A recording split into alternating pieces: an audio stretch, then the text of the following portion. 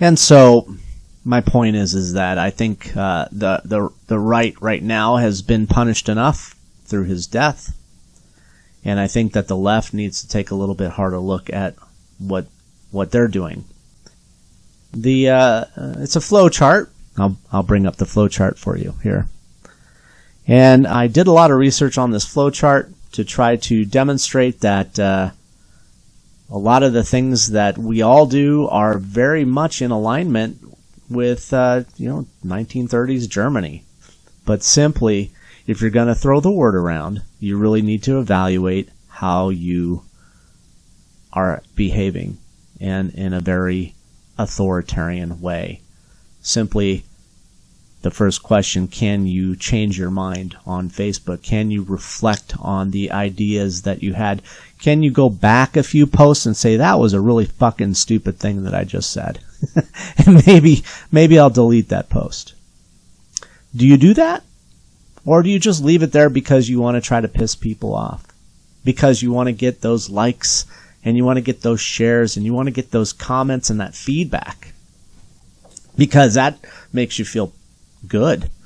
Makes you feel like, hey, my camp likes me. My tribe supports what I'm doing here. So I'm just going to be a complete jackass, and I'll just leave that stupid post up. That's how media is working today.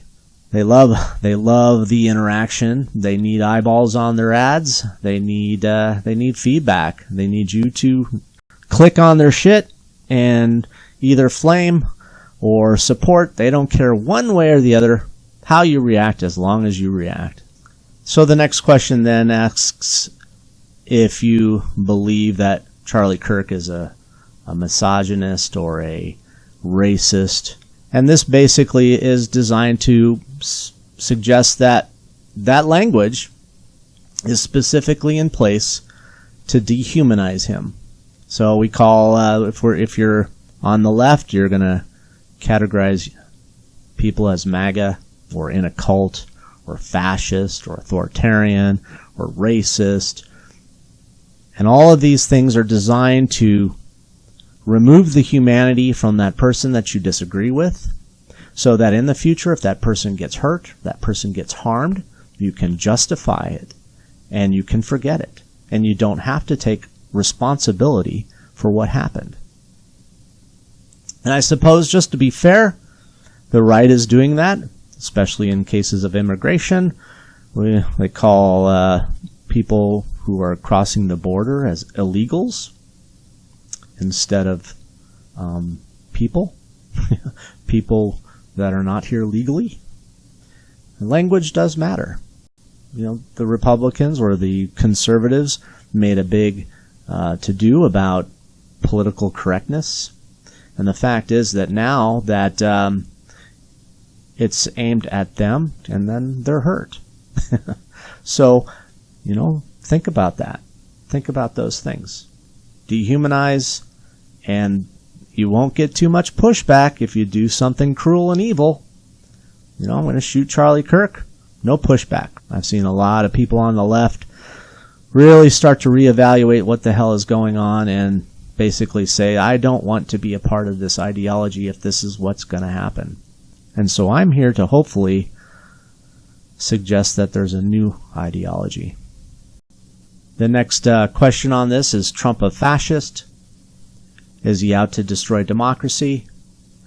And an answer in the affirmative is, again, right out of the playbook. And it's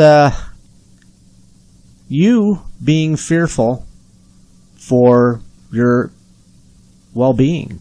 That is a very, very powerful thing, which really starts to push people over the edge. Germans were extremely fearful of the Jews, believing that the Jews were ruining the system that they were living in, that they were causing people to lose their livelihoods, that they were stealing jobs, and that they were bad for the country that they lived in. And the first Jew that got killed, well, that was fantastic because the Jews terrified the Germans. So fear, one of the strongest motivators to commit evil, because moral superiority, combining that with fear and assassination, triggers zero regret. And therefore, the last question is it justifiable? Is the murder justifiable? If the answer is yes, well, then congratulations. And we can use this flowchart for just about anything. And the beauty of America, the beauty of this country, is that we tend to stop things before they get too far down that flowchart. We have elections every 4 years. So if you're terrified of that person being a Nazi, you're afraid that that person's out to destroy your country, well, if enough people are terrified of that, we're going to vote somebody else in, and the fears are gone. So the country survives, and now the other group has 4 years to build up the same animosity and fears in their heart, and then we get to vote for somebody else. So the system is designed to balance those fears against results, and hopefully we don't do anything incredibly stupid, because this is just the start of Trump's 4 years in office. And these fears and this hatred and this resentment could potentially lead to a third term.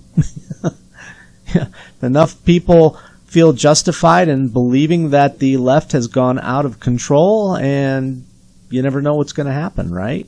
And if the right does that, or the Republicans do that, then the system changes, and we're all in a worse spot for it. Who knows who's in office next and how long that person will be in there? Maybe we'll have a Xi Jinping or a Kim Jong-un. You never know, right? Control your behavior.